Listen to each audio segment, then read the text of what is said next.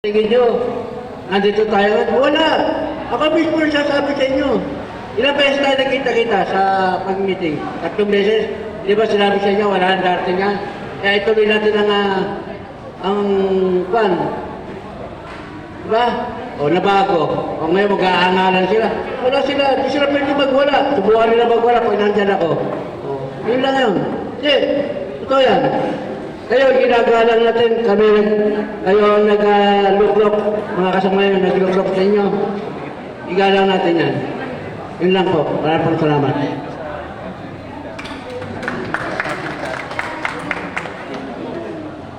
Okay.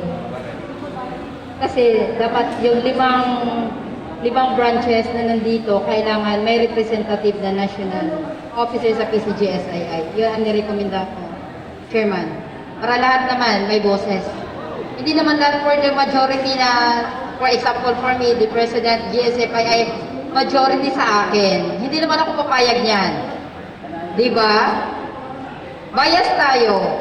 Gusto ko lahat.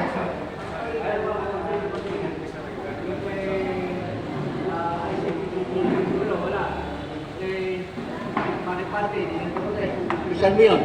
Diba? Wala po. Dalawa.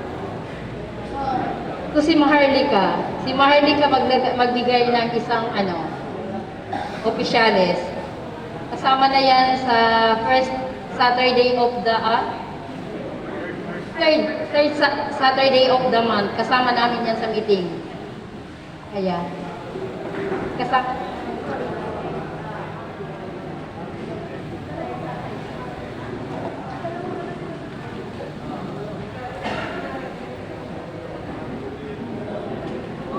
saan si JMF Jude?